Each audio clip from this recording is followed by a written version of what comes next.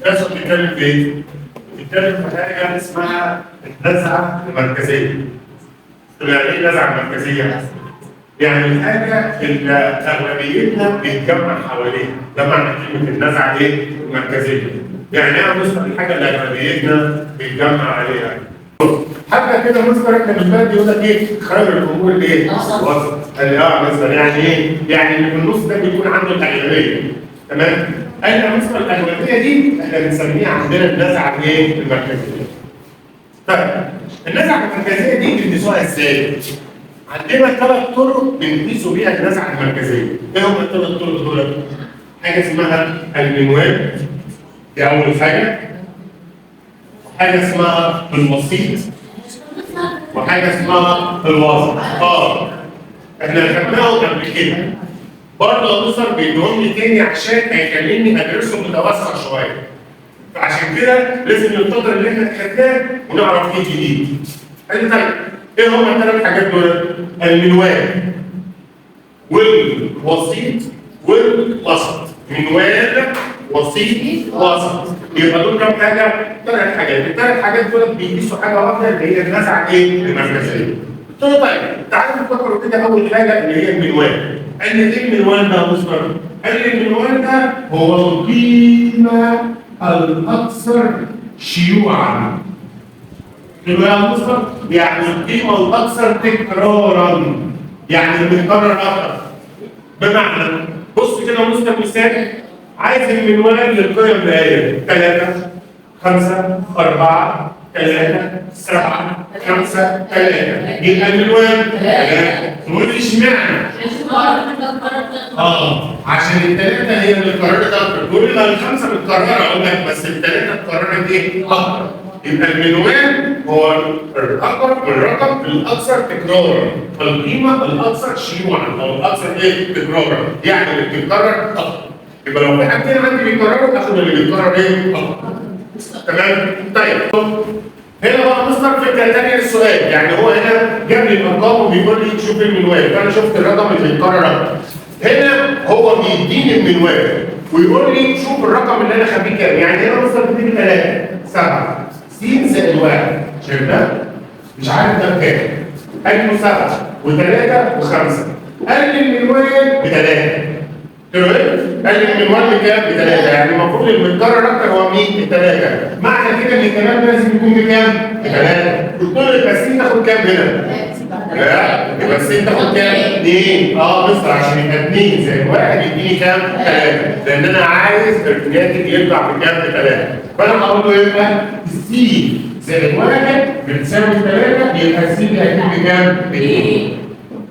تاني حاجه عندنا هي مين؟ الوسيط. قلت له يعني ايه الوسيط؟ قال لي الوسيط يعني اللي قاعد في الوسط. ده معنى كلمه الايه؟ الوسيط. قال لي الوسيط يعني اللي قاعد فين؟ في النص. قال لي بس شرط. قلت له ايه؟ عشان تجيب اللي في النص لازم ترتب الارقام. لازم تعمل ايه؟ ارتب الارقام. ارتب الارقام يا مستر تصاعدي ولا تنازلي؟ قال لي اي حاجه، يا تصاعدي يا تنازلي. كده كده اللي في النص هيفضل فين؟ في النص، سواء رتبت تصاعدي او رتبت ايه؟ تنازلي. يعني يا مستر تعالى هنا بيقول لي ايه؟ شايف الارقام دي؟ عايز الوسيط. قال لي الاول ترتبهم. قلت له تعالى رتبوهم. تيجي تقول له يا مستر هنرتبهم يبقى مين الاول؟ 2 وبعدين 3 وبعدين 5 وبعدين 7 وبعدين 9. يبقى مين اللي في النص؟ ال5. قال لي لا يا مستر. قال لي مستر ما هو ده وده ده وده، يبقى اللي في النص هي ال5، يبقى ال5 دي هي الوسيط. يبقى ال5 دي هي مين؟ الوسيط. تمام؟ فهي مش كده مستر الكلام ده؟ يبقى الوسيط يعني اللي فين؟ اللي في النص. طب الوسيط كده ترتيبه كام؟ يعني كان قاعد الرقم الكام؟ الثالث. يبقى ترتيب الوسيط هو الثالث، لكن الوسيط ذات نفسه هو الرقم كام؟ 5. يبقى لازم تفرق ما بين كلمتين، الوسيط وترتيب الوسيط. الوسيط هو مين يعني اللي في النص؟ مين اللي في النص هنا؟ هو الرقم كام؟ 5. قال لي بس لازم تعمل ايه الاول؟ ترتب. رتبتهم واخد الايه؟ اللي في النص. طب يا مستر ترتيب الوسيط. ترتيب الوسيط يعني عين نشوفه هو الرقم الكام. يبقى 3 من 1 2 3 يبقى هو الرقم الثالث. يبقى الوسيط ترتيبه هنا الثالث. قال لي يا مستر خلي بالك من حاجه، الوسيط هنا ترتيبه مين؟ التالت. طب بيقول له كام رقم؟ وبعد كده كام رقم؟ وهم كلهم كام رقم؟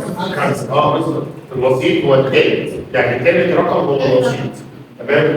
1 2 3 يبقى ده الثالث. يبقى فيها منهم 2 وبعد منهم 2 يبقى كلهم كام؟ 5. طيب يبقى احنا بص عرفنا ترتيب الوسيط وعرفنا ازاي نجيب الوسيط، نرتب الارقام وناخد اللي في النص. يعني مشكله؟ طيب تعالى هنا بس. قلت له ايه؟ تعالى هنا نجيب الوسيط. طيب يبقى الاول لازم نعمل ايه؟ نرتبهم، يلا نرتبهم. يبقى هاخد مين؟ 1 وبعدين 3 وبعدين 4 وبعدين 6 وبعدين 9 وبعدين 12. فين الرقم اللي في النص؟ كل ثانية بقى نسبة. ده انا ما عنديش رقم ده الرقم اللي في النص المفروض يبقى هنا، صح؟ مش كده؟ ما بين مين؟ ما بين الأربعة ومين؟ والستة، صح كده؟ مش كده؟ الرقم اللي في النص المفروض يكون هنا عشان يبقى عندي اللي قبل منه قد عندي اللي بعد منه، يبقى كده قبل منه 3 ارقام وبعد منه 3 ارقام. طيب اللي في النص هنا ما بين مين؟ ما بين الأربعة والستة، مين الرقم اللي ما بين الأربعة والستة؟ 5. ده بالفهلوة. قال لي يبقى بالفهلوة الرقم اللي في النص هنا هو الرقم كام؟ 5، الرصيد هو 5. طب لو أنا مش عارف أجيبها بالفهلوة، قال لي لما تبص تجيب الوسيط ويكون عندك رقمين اجمعهم واقسمهم على الاثنين. قال لي لما يكون عندك اللي في النص ما بين رقمين اجمعهم واقسمهم على الاثنين. بص 4 و6 يبقى 10، 10 على الاثنين ب5. صح ولا لا؟ يبقى نختار عشان اجيب الوسيط ارتب واخد اللي في النص. لقيت اللي في النص على طول خير وبركه. لقيت اللي في النص بين رقمين اجمعهم واقسمهم على الاثنين. ماشي؟ عرفنا مصدر الوسيط؟ اي مشكله؟ الكلام جميل. يبقى مصدر المنوال الرقم اللي بيتكرر، يبقى اشوف مين اللي بيتكرر اكتر يبقى ده المنوال. الوسيط برتب واجيب اللي في النص، ارتب. لازم اعمل ايه؟ ارتب وبعدين اجيب اللي في النص. الوسط وده بقى مصدر اللي عايزينه شويه كده هنتوسع فيه. قلت له ايه؟ قال لي عايز اجيب الوسط. قال لي عشان تجيب الوسط للقيم بجمعهم واقسمهم على عددهم. الوسط الحسابي بيساوي مجموع القيم على عدد القيم، مجموعهم على ايه؟ على عددهم. قلت له يعني ايه يا مستر؟ قال لي عشان الارقام دي عايز اجيب لها الوسط الحسابي. قال لي بسيطه، هناخد الارقام دي كلها نجمعها يبقى كام؟ 3. هجمعها مع مين؟ مع 7، هجمعها مع 5، هجمعها مع 9، واجمعها مع 1. يبقى انا جمعتهم واقسمهم على عددهم، اقسمهم على عددهم. هم كام رقم؟ 5 ارقام. هم كام رقم؟ 5. يبقى اقسمهم على 5. يبقى بجمعهم واقسمهم على عددهم. يبقى هنا مصدر دول كلهم 25، هقسمهم على 5 يطلع 5. يبقى الوسط بكام؟ ب5. يبقى الوسط الحسابي بيساوي مجموع القيم على عددهم. ومن هنا قال لك تعالى بقى مصدر عشان هنشكل القسم. قلت له يعني ايه؟ قال لي طب ما انا مصدر خلي بالك معاك. ادي مجموعهم وادي عددهم وادي الوسط. لو اديتك مجموعهم واديتك عددهم تعرف تجيب الوسط؟ هقسم مجموعهم على ايه؟ على عددهم. عشان كده لما تبص تجيب الوسط بص شايف القانون عملناه ازاي؟ عملناه بالشكل ده مثلث. الوسط بيساوي مجموع القيم على عدد القيم. طب عدد القيم بيساوي مجموع القيم على الوسط. طب مجموع القيم بيساوي الوسط مع عدد القيم. قلت له يعني لو انا عايز اجيب الوسط تعمل ايه؟ تقسم مجموعهم على عددهم. يعني مجموعهم اللي هو كام؟ 20 على عددهم اللي هو كام؟ ب5. يبقى 20 على 5 ده كام؟ ب4.